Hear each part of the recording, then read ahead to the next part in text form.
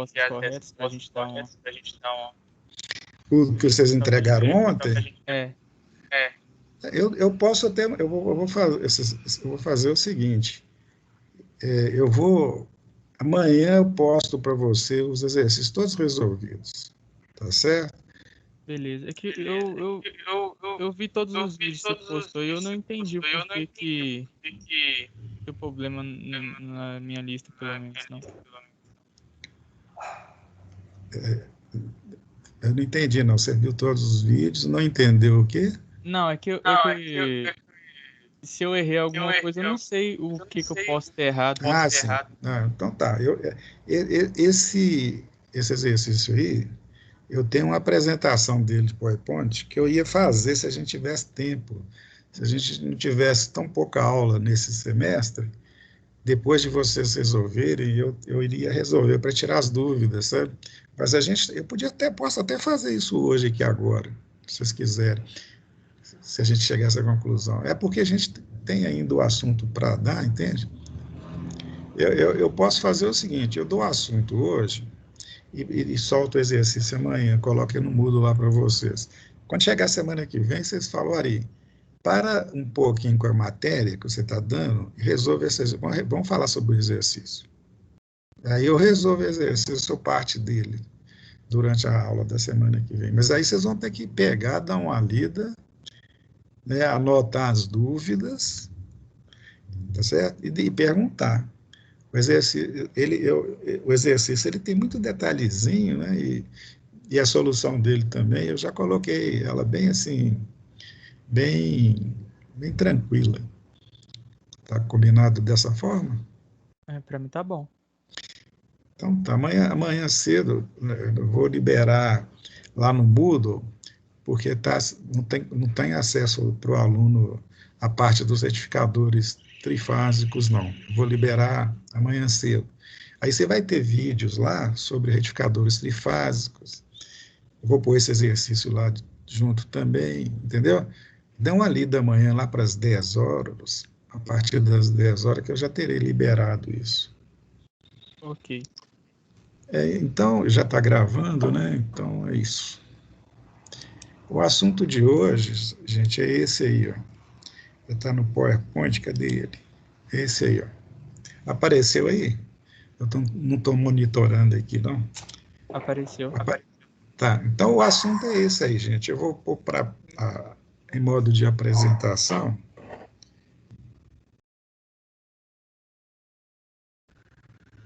Então é esse assunto hoje aí, ó. Nós vamos começar esse assunto. O que nós temos que ver até o final do semestre são os retificadores polifásicos, que a gente chama. Os retificadores polifásicos são divididos em não controlado, que só usa diodos, e os controlados, que usa tiristores. Os controlados se dividem em duas subcategorias, que são os semicontrolados e os totalmente controlados. Os semicontrolados, metade é diodo e a metade é tiristor. E os totalmente controlados são somente tiristores. Tá? É o que falta. Na realidade, a gente vai estudar dois tipos de circuito. O retificador trifásico de meia onda e o retificador trifásico de onda completa. Tá certo? Com diodo, com tiristor, com diodo e com tiristor. Tá certo? É pouco assunto, assim, é pouco circuito, mas tem muita coisa para se falar sobre eles. É o que vocês vão começar a perceber a partir de agora. Então, nós temos aí, ó, um sistema que a gente chama de conversão trifásica. Gente, se vocês não estiverem entendendo, eu vou falar bem devagar, não vou correr, porque essa parte de hoje, ela é básica. A gente estuda o retificador com diodo quase como base, assim, como pré-requisito para entender o que vem depois. Então, se não entender agora, depois vai ser impossível entender. Quer dizer, impossível não existe, mas vai ser muito difícil de entender, tá? Então, não entendeu, para, ora, explica de novo, não entendi isso, tá bem? Então, vamos lá. Então, nós vamos, então, estudar um retificador trifásico. Obviamente, ele é alimentado por uma rede trifásica. O que nós temos aqui é um sistema de transformação trifásica. Observe que existem 3 transformadores. Isso é chamado de banco de transformadores trifásico. O banco é trifásico.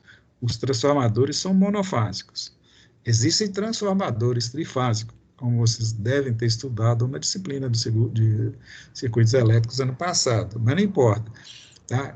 Se não tiver bem visto lá, a gente pode, o que a gente precisa saber, nós vamos mostrar aqui. Observe que os enrolamentos deles, ou as bobinas dos 3 transformadores, estão ligados da seguinte forma: o primário, os 3 primários, estão ligados na configuração que a gente chama de configuração estrela. Desculpe, tá? Na configuração triângulo. Pode estar ligado na configuração estrela se a gente desejar, se houver uma demanda para isso. Aqui eu liguei, assim, arbitrariamente em triângulo, tá? Eu posso dar exercício para vocês e ligar em estrela, não tem importância não, mudou algumas coisinhas, né? Porque estrela, triângulo, triângulo. Então, as tensões de entrada são as tensões que a gente chama de tensão de linha. Observe que a fase R lá da sua fonte de energia trifásica, né, digamos lá da subestação trifásica, ou lá do poste seu, né, ela tem 4 fios, mas eu vou usar 3. Elas têm as tensões, as linhas, né, R, S, T, o neutro aqui da linha lá não está sendo utilizado. Por quê? Porque as bobinas estão ligadas na configuração triângulo, e na configuração triângulo a gente não usa o neutro. Então, eu estou ligando, por exemplo, suponha que a rede nossa é de 220 volts. 220 é entre a fase R e S, entre a fase S e T, e entre a fase T e R, não é isso? Isso quer dizer que eu estou ligando 220 volts em cada bobina do primário. Ó. O R está ligado aqui, ó, onde está a bolinha, o S está ligado do outro lado do transformador e também na bolinha do outro transformador, que é o polo de referência. Assim como o T, né, a linha T, esse mouse aqui está ruim, a linha T, ó, ela está ligada no outro lado da bobina, também na bolinha da terceira bobina, e o outro lado dessa terceira bobina está ligado no R, quer dizer, está formando uma malha fechada, um circuito fechado, que a gente chama de triângulo, porque é comum ser desenhado na forma de um triângulo, só por isso. Já o outro lado, que são as bobinas do secundário, eu liguei na configuração estrela. Por quê? Porque o retificador trifásico de meia onda, ele precisa do neutro. Então, guarda bem, ele precisa do neutro. Não é opcional, eu não posso ligar o secundário em triângulo, porque eu preciso do neutro, e o triângulo não tem neutro. Né? Eu não aplico o neutro da rede no primário, porque o triângulo não demanda neutro. E eu não uso o secundário em triângulo, porque o triângulo também não gera neutro. Porque as tensões... Estrela, desculpa, estou trocando a bola aqui, tá? Vou voltar aqui para ficar claro. Ó. Eu não aplico o neutro no primário, porque o primário está ligado em triângulo, e o triângulo não demanda neutro. Já o secundário, que funciona como fonte de energia, né, eu não vou ligar ele em triângulo, porque eu preciso do neutro. E o triângulo não geraria esse neutro. O triângulo só tem 3 terminais. Então, tem que ligar em estrela, porque vocês vão ver que o retificador de meia onda precisa do neutro. Se fosse um retificador de onda completa, trifásico, eu não precisaria do neutro. Aí eu posso ter o secundário ligado tanto em triângulo quanto em estrela, tá certo? Isso é uma coisa que vocês vão ver posteriormente. Bem, o que está acontecendo aqui? Eu estou ligando no primário 3 tensões. E essas 3 tensões, vocês sabem, as 3 tensões de um sistema trifásico, elas são de mesma frequência, de mesma amplitude, porém estão defasadas entre si de 120 graus, não é isso? Isso eu ligo nas 3 bobinas do primário. Bem, se eu ligo 3 tensões nas 3 bobinas do primário, com essas características, eu vou produzir ou obter nas 3 bobinas do secundário, se os transformadores forem iguais, também 3 tensões de mesma frequência, mesma amplitude e defasadas entre si de 120 graus. Aí eu vou chamar essas 3 tensões de tensão VA, tensão de linha A, tensão linha B e tensão de linha C. Como eu liguei isso em estrela, eu vou gerar um ponto comum aqui. Esse ponto comum é o ponto que eu estou chamando de neutro. As 3 tensões, VA, VB e VC, elas são relacionadas ao neutro. Tá? Eu não estou aqui relacionando uma à outra. Deixa eu dar uma tossida aqui. Eu não estou agora relacionando uma à outra, estou relacionando ao neutro. Então, VA é a tensão do ponto A em relação ao neutro, né? Porque a tensão VA é a tensão no secundário do primeiro transformador, e é do ponto A para essa parte de baixo dele, cara. Só que essa parte de baixo está ligada no neutro. Então, a tensão VA é a tensão do ponto A em relação ao neutro, a B é do ponto B em relação ao neutro, e o C é a do C em relação ao neutro. Então, eu tenho essas 3 tensões. Né? E se eu colocar essas 3 tensões no plano cartesiano, quer dizer, fazer um gráfico dessas 3 tensões, né, vamos obter o quê? Olha bem, o que eu estou colocando aí? Ó? Eu vou desenhar para vocês o gráfico das tensões VA, VB e VC. Tá certo? Primeiramente, vai ser as tensões em função do tempo. Não esquece a corrente aqui que ele vai entrar depois. Então, eu vou estar desenhando aqui, ó, a tensão. Observe que eu já posicionei aqui os referenciais, né? Outra coisa, a tensão VA, VB e VC, em relação ao neutro, eu vou chamar de tensão fase neutro, tá? Porque elas são iguais, elas são idealmente iguais, né? Então, eu não preciso chamar de VA, de VB, eu vou chamar tensão genericamente tensão fase neutra. Né? Outro nome dela é tensão de fase. Tá? Se eu estivesse tomando como referência VA para B, B para C e C para A, era chama tensão de linha.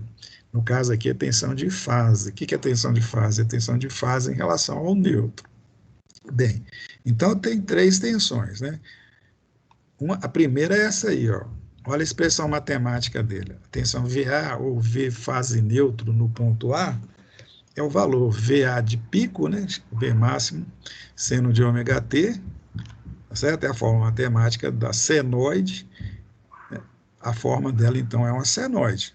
Ela é tomada como referência, a primeira que eu desenho. Observe que o zero dela está no zero do plano cartesiano, no início da contagem de tempo. A segunda tensão, ela está atrasada da primeira, elas estão defasadas, né? Uma está atrasada, a outra está adiantada. No caso aqui, o sentido adotado é tal que a próxima que eu vou colocar é a que vai vir depois, então ela está atrasada. Como elas estão defasadas entre si de 120, a próxima está atrasada de 120 da primeira. O gráfico dela é esse aí, ó, tensão B. Tá? A terceira senoide, né? Tensão C, é o V, que eu chamo de VC máximo, né? Ou V fase neutro máximo, VC de ômega t, né? Menos 240, porque ela está atrasada da primeira de 240. Portanto, da segunda de 120. Aí está ela aí desenhada aí, ó. Essas 3 senoides aí são as 3 senoides que aparecem aí no banco de transformadores, que são as tensões A, B e C em relação ao neutro. Tá certo? Bem, eu vou pegar essas 3 tensões e ligar no retificador. Então, tirei aqui a nomenclatura e vou colocar no lugar o retificador. Então, esse aí é o retificador trifásico de meia onda. E para simplificar, eu vou considerar, e nós vamos estudar só para carga resistiva, tá, gente? Lá de onda completa, quando vocês já estiverem mais amadurecidos nesse tipo de análise, eu coloco a carga genérica, isto é, a carga R, L e a fonte E. Então, vamos fazer o estudo agora só com carga resistível, porque é mais fácil. Tá certo? Então, veja bem, ó, como é que essa coisa aí funciona? Ô, pessoal, alguém podia monitorar o tempo para mim? Que eu tô... Ah, não, pode deixar que eu monitoro, para vocês não ficarem... Eu não ficar gastando tempo no blá, blá, blá, e vocês perderem a aula do Rodrigo lá. Bem, então veja bem, vamos lá. Observe o seguinte aqui, ó. O retificador trifásico de meia onda ele é constituído por 3 células retificadoras básicas. Se eu estiver considerando, por exemplo, a carga RLE, né, isso, e considerando aqui, ó, uma fonte, outra fonte, outra fonte. Cada fonte é ligada num retificador, que é um diodo, uma carga, pode ser RLE, a corrente, digamos que a corrente ela passe pelo diodo, passe pela carga e retorne lá para a fonte por aqui, ó. Então é uma célula retificadora básica, só está faltando a carga ser do RLE, mas a célula retificadora básica ela não precisa ter carga sempre RLE, pode ser R, RL e RLE, certo? É uma célula retificadora básica. É um retificador monofásico de meia onda. O de baixo aqui, o segundo aqui, é a mesma coisa, cara. São 3 retificadores iguais. A corrente vai passar, se ela existir, por aqui, cara, e retornar pelo enrolamento. Aqui também é a mesma coisa. Passa pela carga e retorna pelo enrolamento. Então, são 3 retificadores. Só que cada um funciona por vez. Elas não funcionam ao mesmo tempo.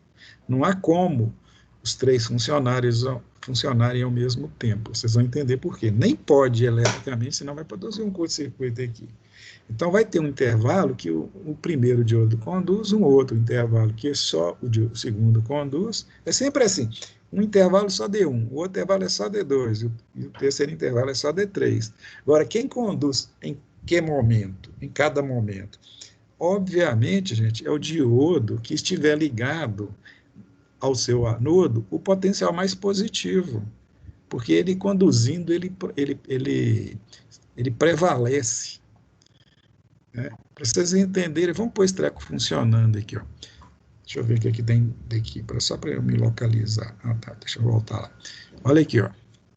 Vamos analisar as formas de onda aí. Como as 3 tensões são tomadas em referência ao mesmo ponto, eu posso dizer, por exemplo, se um valor de uma é, digamos assim, mais positivo ou menos positivo, se o valor instantâneo é maior que a outra, quer dizer, eu posso fazer isso porque elas são tomadas como referência. Elas todas têm o mesmo ponto de referência que é o neutro.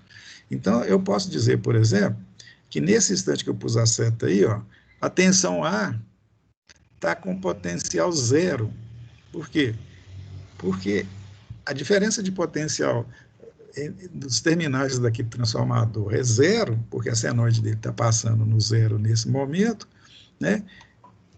E o referencial é o mesmo. Já a C, onde que está a C? A C está lá em cima, cara. A C está aqui, ó. A C é positivo. Então, eu posso dizer que eu estou querendo poder dizer e garantir que naquele instante, nesse instante aqui, ó, a C, que está ligado no anodo de D3, é mais positiva que a A, que está ligado no anodo de D1. Da mesma forma, eu posso dizer que a B, ó, azul aqui, ó, ela está negativa, significa que o anodo do diodo ligado no ponto B está negativo em relação a todos, né? Porque tudo é em relação a todos. Né? Então, não existe tensão no A naquele momento. Existe a tensão positiva no C e uma negativa no B. Então, só tem um diodo aí polarizado diretamente, que é o diodo que está ligado na tensão positiva, porque uma é 0 naquele momento, a outra é negativa. Então, quem vai estar conduzindo naquele instante, se o sistema já estiver funcionando já há algum tempo, né, eu posso dizer que naquele instante estava conduzindo, né, estava e está conduzindo, é o diodo da fase C, que é o D3. Por quê? Porque ele estava com o anodo mais positivo que os outros. Antes daquele momento, inclusive, o A estava negativo também. Cara. Retroage o tempo aqui, ó, vocês vão ver que o A estava negativo. Quer dizer, quem estava positivo aí, o mandante, é o diodo da fase C, que é o D3. Então, ele está conduzindo. Você está conduzindo, a corrente elétrica vai passar nesse caminho que eu estou seguindo aqui com a seta. Aqui, ó. E os outros? Os outros não existem, porque eles não estão conduzindo. Um diodo num circuito, quando não está conduzindo, não existe em termos, né? Só tem uma corrente passando no circuito, que é a corrente pelo diodo D3. E uma outra coisa que é mais importante, considerando o diodo ideal, esqueci de dizer, mas está dito. Vamos considerar diodo ideal. Diodo ideal é aquele que, quando está conduzindo, apresenta uma queda de tensão nula, ele é um curto-circuito, não é isso? Bem, se D3, enquanto ele estiver conduzindo, é um curto-circuito, então, quando ele estiver conduzindo, o potencial de C está no anodo, também está no catodo, não há diferença de potencial. Na realidade, existe 0,7 volts aqui, que é a queda de tensão, mas vamos considerar ideal. Então, a tensão C, a tensão produzida na bobina C, ela está em todo esse lado do circuito onde eu estou passando a seta aqui, ó. Até aqui, entendeu? Inclusive aqui, ó. Veja bem, como a tensão C é positiva, o catodo de D1, o catodo de D2 e, né, o catodo de D2 estão com esse potencial positivo, portanto, ficam polarizados reversamente pela tensão C. Por quê? Porque o potencial mais positivo está nesse barramento todo aqui, ó, impedindo que os outros diodos conduzem. Então, eles não vão conduzir mesmo, eles já não tinham tensão positiva para conduzir, agora está com a negativa. Aliás, ele não tinha positiva suficiente no anodo para conduzir, agora está com a positiva grande no catodo, aí que não vai conduzir mesmo. Aí não vai, entendeu? Então, naquele momento, quem estará conduzindo é o diodo D3. E isso vai estar acontecendo, vai permanecer acontecendo, enquanto a fase C for mais positiva que qualquer outra, que as outras, né? O que vai permanecer até onde esse ponto que eu pus a seta aí, ó. Nesse ponto que eu pus a seta aqui, ela não está querendo ficar, aqui, ó. Até esse momento, a fase mais positiva era a C, que estava, apesar dela, deixa eu achar certo aqui, apesar dela estar reduzindo, ficando menos positiva, e a A está aumentando, ficando mais negativa, esquece a B que está negativa aqui, ó, essa que está fora da jogada. O que está acontecendo de importância é com essas duas aqui, ó, uma ficando positiva e a outra ficando negativa. Mas até o cruzamento aqui, ó, a C está maior que a A, então o diodo dela, que é o D3, continua conduzindo. Mas a partir desse cruzamento, essa relação muda. A tensão A fica maior que a tensão C, não fica, cara? A A continuando a aumentar, cara, ela fica maior que a C. Aí o que acontece? Olha para o diodo A, D1, né, que está na fase A. De um lado tem a tensão A, aquela que ficou maior que a C. Do outro lado tem a tensão C, que foi devido à condição do D3. Como A é maior que C, depois do cruzamento, D1 fica polarizado diretamente, entendeu? Se ele fica polarizado diretamente, ele entra em condução, ele não é um tiristor, ele não precisa de pulso para entrar em condução, ele precisa só de ser polarizado diretamente. E ele foi, aí ele entra em condução. Como ele é um diodo ideal, o que vai acontecer? Quando ele conduz, ele se transforma num curto-circuito. Aí ele joga a tensão A para o barramento de saída. Então aqui passa a ter a tensão A que é maior, né? E o catodo do D3 fica com o potencial A que é maior do que o potencial C. Quer dizer, o catodo do diodo D3 fica mais positivo do que o anodo. Aí ele fica polarizado reversamente. Então ele corta. Quando o D1 entra em condução, ele tira o D3 e assume a corrente na saída. Agora a corrente na saída vai passar por aqui, agora, o caminho dela, pelo diodo que estiver conduzindo. Os outros dois, isto é, D2 e D3, estão fora da jogada. Enquanto A for a mais positiva, essa situação permanece. E o A vai ficar mais positivo nesse tempo todo aqui, ó, nessa faixa toda aqui, ó, entendeu?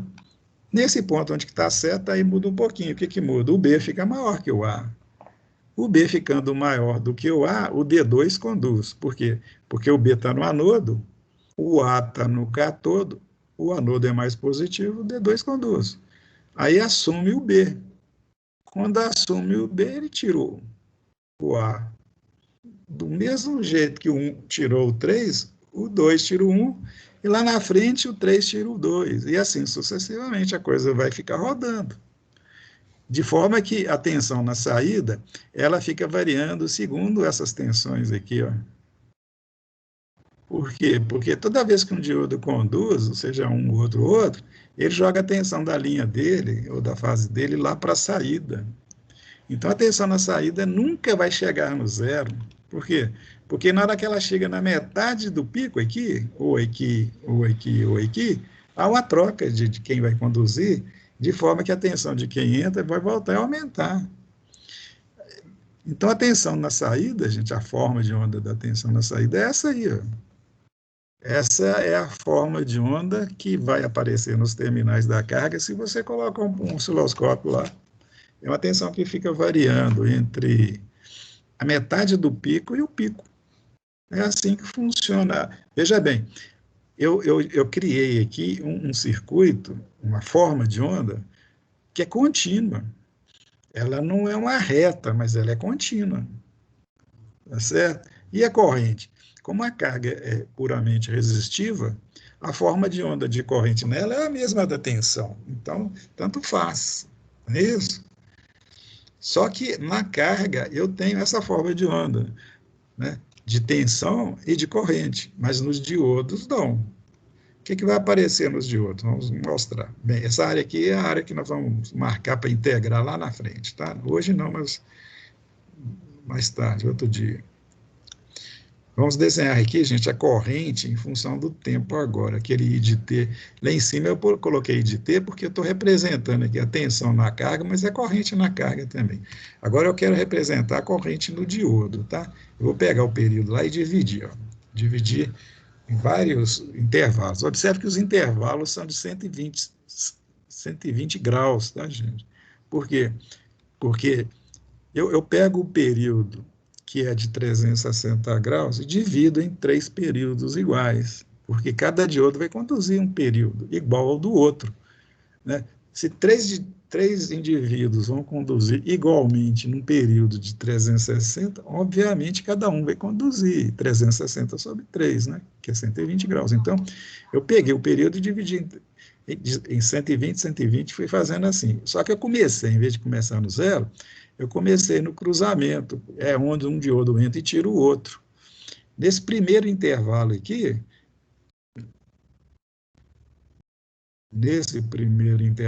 ó, quem vai conduzir é o diodo da linha A. Então, a forma de onda de corrente nele é essa aqui, ó. Por que é essa aqui? Porque a forma de onda de corrente na carga, naquele intervalo, é essa aqui, ó, que é a forma de onda de tensão dividido pelo resistor. Tem essa forma aí.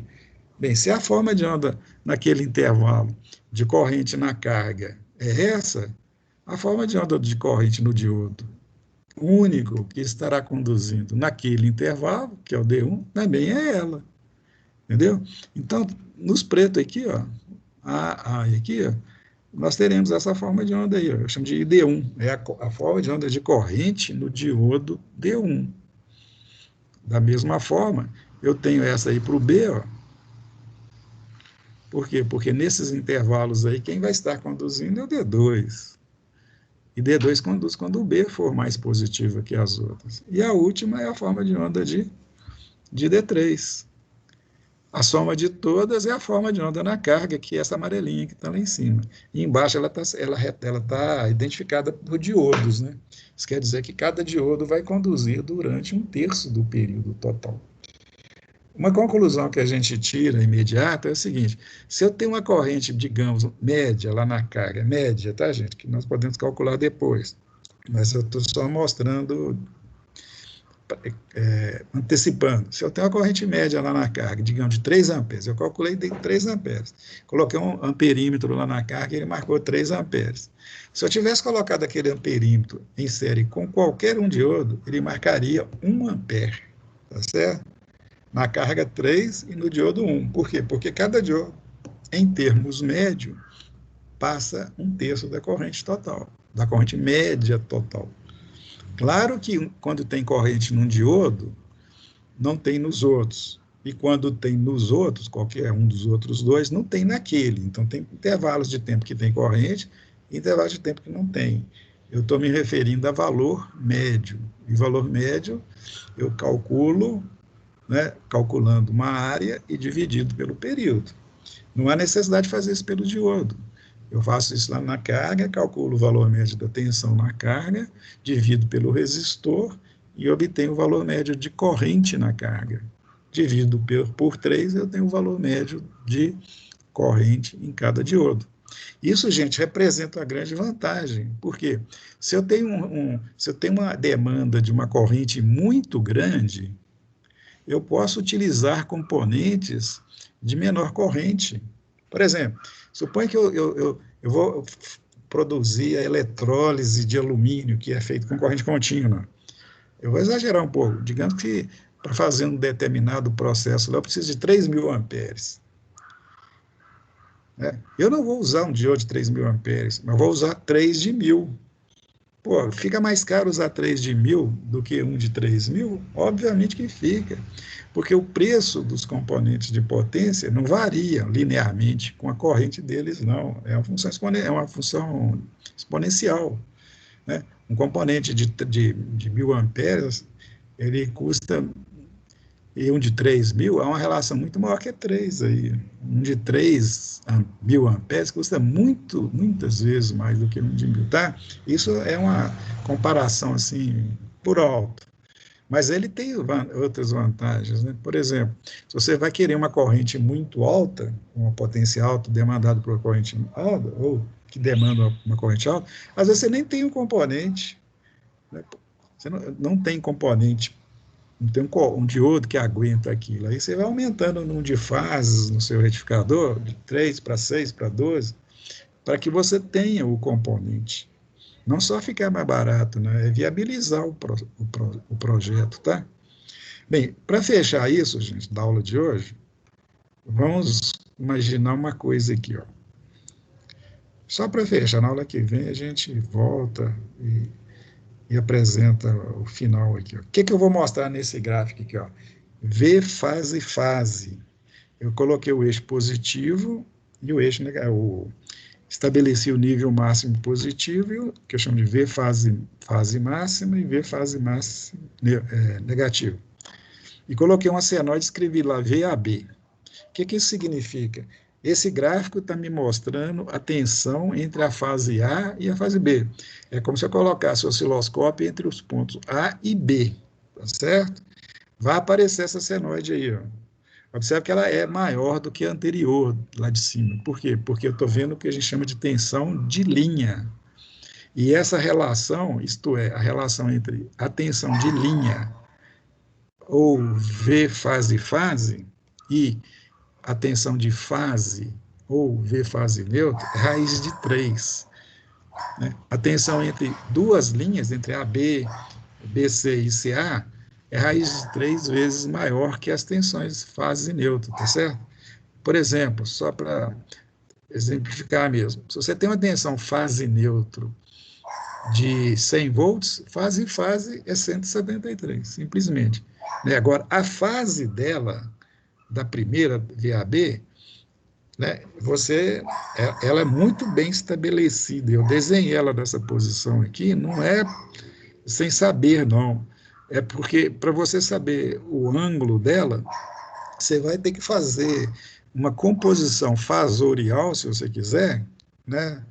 Ou faz uma analítica, matematicamente, para obter a relação de fase, que vocês devem ter aprendido a fazer lá no segundo ano. E eu não vou ficar cobrando isso de vocês aqui, não. Mas eu já vou desenhar a tensão ali, ó. Ela está localizada no plano cartesiano nessa posição, quer dizer, ela está adiantada. Na realidade, ela está adiantada de 30 graus da tensão VAN. Se nós tivéssemos um laboratório, eu mostraria isso para vocês, e o diagrama fasorial, mas nós estamos vendo aula prática aqui, aula teórica, né? Então, é É pré-requisito você já estar sabendo isso, tá? A outra onda que eu vou desenhar, olha aí, ó, é a tensão VBC, da mesma forma que VAB, tem as mesmas características, só atrasada da VAB. Então, o ângulo da B, o ângulo zero dela está aqui, ó. O zero do A está aqui, onde está certo, ó. E do B está aqui. E a do C? Está lá na frente, ó. 120 graus depois do B, assim como o C, assim como o B está 120 graus depois do A. Então, essas três tensões aí são as tensões fase e fase, tá certo? Eu desenhei também aqui, ó, vai entrar de uma vezada aqui, eu vou passar mais rápido, mais três tensões, eu enchi aí de gráfico. Ó. Na realidade, eu dobrei. Eu peguei a tensão VAB e desenhei a tensão VBA. Tá? Peguei a tensão VBC e desenhei a CB. A mesma coisa com a BA, com a outra, CA. Né? Por quê? Porque eu vou precisar saber, para o que eu vou fazer aqui agora, da tensão entre uma fase e a outra, mas num dado momento eu vou precisar da outra em relação a ela. Aí eu desenho a tensão, as três tensões normais e depois desenho elas invertidas. Né? A tensão VAB é o contrário, é a mesma desenhada ao contrário de BA. VAB é A em relação a B e BA é B em relação a A. Quer dizer, a diferença de potencial é a mesma, só que uma em relação à outra e a outra é invertir o relacionamento. Em vez de ser AB, é BA, só isso. Aí fica esse montão de onda, dá a impressão que é complicado, mas não é não. Na realidade, só tem três tensões aí e 6 gráficos. Por quê? Porque eu quero mostrar para vocês a forma de onda nos terminais de um dos diodos. Suponha que você está no laboratório e coloca o osciloscópio nos terminais, digamos, do D1. Digamos, acho que é do D1 mesmo, né? Do D1 aqui, ó. A onda que vai aparecer é essa aí, ó. Essa aí, ó. Vou explicar por quê. A tensão nos terminais de D1, gente, suponha que você colocou lá o osciloscópio, ela vai ser dividida, ela é uma composição dividida em três situações. Quando o diodo D1 estiver conduzindo, obviamente a tensão é zero, já que ele é um diodo ideal. Tá certo? Ele está conduzindo, eu sei que é zero, eu já marco lá no eixo, aqui, ó, sobre o eixo, o zero aqui, ó. A tensão é zero, por quê? Porque naquele intervalo ele está conduzindo. Como é que eu sei? Olha aqui, ó, D1, D1. Olha a forma de onda dele aqui. Ó. Eu sei que ele conduz nesse intervalo. Tem corrente, a forma é essa, mas a tensão é zero, exatamente porque ele está conduzindo. E ele é um diodo. O diodo, quando conduz, a tensão é zero. Agora, no resto do tempo, quando o D1 não estiver conduzindo, tem outro conduzindo. Não há dúvida, né? Tem outro. Se tem outro, no catodo do diodo, do diodo D1, onde eu coloquei o osciloscópio para ver a forma de onda nele, está chegando a tensão de uma outra fase em decorrência da condução de um outro diodo. Então, as três situações que eu falei que tem é o seguinte, num dado intervalo é zero porque o diodo está conduzindo. Num outro intervalo, é a tensão da linha B em relação, aliás, a tensão da linha A em relação a B, não é BA, não. Por quê? Porque quando você vai observar a tensão no diodo D1, você coloca o polo vivo do osciloscópio no anodo. Por quê? Porque a tensão do anodo em relação ao cátodo. Nos semicondutores, quando você verifica a forma de onda para dizer se está polarizado direto ou não, você está fazendo o quê? Uma análise do anodo em relação ao cátodo. Ele vai conduzir quando o anodo é positivo em relação ao cátodo e não quando o anodo for negativo em relação ao cátodo. É anodo em relação ao cátodo. Então, o polo vivo está no anodo. Portanto, é a tensão A, tá certo? A tensão A. Em relação a quê? Ao que chegar no cátodo. E vai chegar no cátodo quem? B, quando o D2 estiver conduzindo, ou C, quando o D3 estiver conduzindo. Nunca B e C ao mesmo tempo. Por quê? Porque D2 e D3 não conduzem ao mesmo tempo. Então, são as três que eu falei. Volto a falar. Ó, D1 conduzindo, 0. D2 conduzindo é AB, porque o A está no polo vivo e o B chegou lá de enxerido lá no cátodo, onde está o GND do osciloscópio. Então, o diodo vai estar enxergando a tensão VAB. E ela tem que ser negativa, né? Porque se não for negativa, ele conduz, né? Aí complica, porque já tem D2 conduzindo, então tem que ver que é negativo. E a terceira é quando o D3 estiver conduzindo, aí vai ser AC. Entendeu? Então, tem as situações 0, VAB e VBC. É só eu marcar aqui, ó. Nesse intervalo é 0. No próximo intervalo, quem está conduzindo? D2. Se é D2, o B que está lá, ó. O B está aqui, ó. Enquanto o D2 estiver conduzindo, o B está lá, o Bzinho está lá. O A já estava lá do outro lado, né? Não sai de lá, né? O A está aqui, ó. Então é AB. Cadê o AB? Eu procuro aqui nesse montão de linha aqui o AB e marco ele nesse intervalo aqui, ó. Cadê o AB? AB, está aqui, ó. O AB é essa linha aqui, ó. Vou marcar ela naquele intervalo lá, ó. Ela aqui, ó. Naquele intervalo é essa linha aqui, ó. Entendeu aqui? Qual que entra depois? D3. Então é AC. Aí eu procuro o AC nesse intervalo amarelo aqui, ó. Cadê o AC? AC, tá aqui, ó. Achei. E marco ele lá, ó. Ele começa aqui, ó. Então fica AC. Acabou o intervalo. Aí entra D1. D1 é o azul. Então é 0, porque está conduzindo.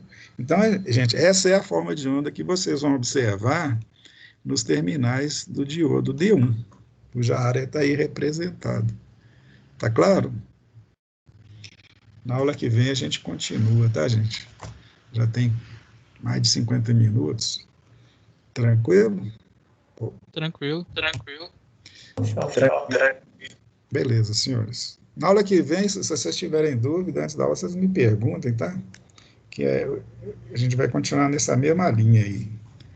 Deixa eu parar a gravação, né?